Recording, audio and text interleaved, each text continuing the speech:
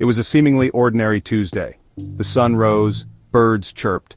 And then at 5:47 a.m., former President Donald Trump decided to remind everyone that the world was, in fact, a terrifying and unpredictable place. His weapon of choice? Truth Social. His target? The hallowed halls of the John F. Kennedy Center for the Performing Arts. His plan? To seize control, of course. The message itself was classic Trump, short on details, long on bluster, and peppered with enough capitalized words to suggest someone had fallen asleep on their phone's caps lock. The gist? He was firing the current board of the Kennedy Center. They were losers, apparently, and not just any losers, but losers who hate America. He would be appointing himself as chairman, naturally. Why? Because he, and only he, could usher in a new golden age for American arts and culture. The internet, as it tends to do, exploded. Pundits pontificated, politicians postured, and somewhere, deep within the stately walls of the Kennedy Center, someone in the costume department probably choked on their morning coffee. Trump, a man who once adorned his private jet with gold-plated everything, clearly has a thing for all things gilded. But what exactly does a golden age look like in the mind of the former president? The details, as with most things Trumpian, were murky at best. He spoke vaguely of a return to greatness, a word so overused in the Trump lexicon that it's practically lost all meaning. There was talk of patriotic art, whatever that means. And of course, no Trumpian vision would be complete without a healthy dose of grievance.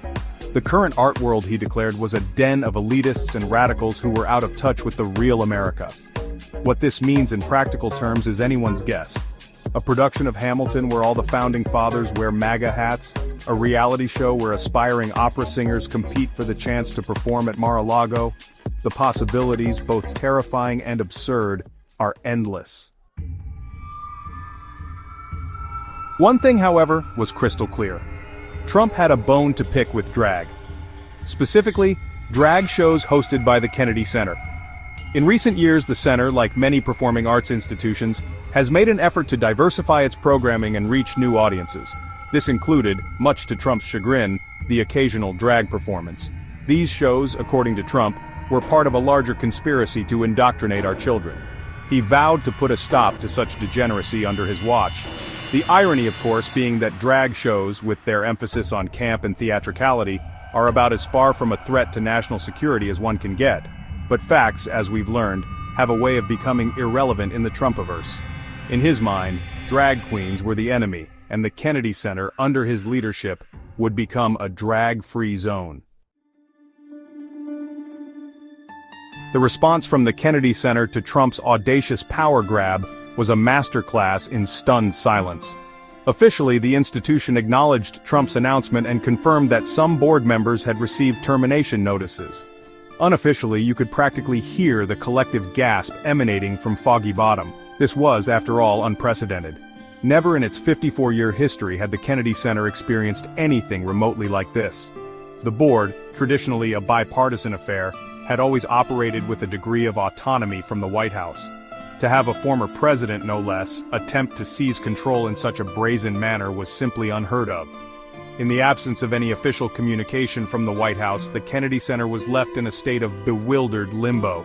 The show, as they say, must go on. But with the specter of Trump looming large, the question on everyone's mind was, what show? And who exactly would be calling the shots? Section 5. A History of Harmony. The Kennedy Center's bipartisan legacy. The John F. Kennedy Center for the Performing Arts.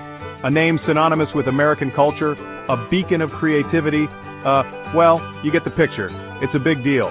Since its grand opening in 1971, the center has played host to a veritable who's who of the arts world. From ballet to Broadway, opera to jazz, the Kennedy Center has seen it all. And it's done so with a remarkable degree of bipartisan support. The board, comprised of individuals appointed by presidents of both parties, has historically worked together to ensure the center's continued success. It's a testament to the power of the arts to transcend political divides, or at least it was, until now. Trump's attempted takeover, then, represents a stark departure from this legacy of collaboration. It's a politicization of the arts on a scale rarely seen in American history. In a world brimming with artistic brilliance, the delicate fabric of talent is about to face an unprecedented challenge. What happens when the very foundation of creativity is threatened? Alvin Ailey, a name synonymous with groundbreaking dance, now finds himself at a crossroads. Can the artistry withstand the pressures of commercial interests, or will the art of the deal overshadow the art itself? As the future hangs in the balance, uncertainty looms large. The symphony of creative voices must navigate through a landscape filled with questions and few answers.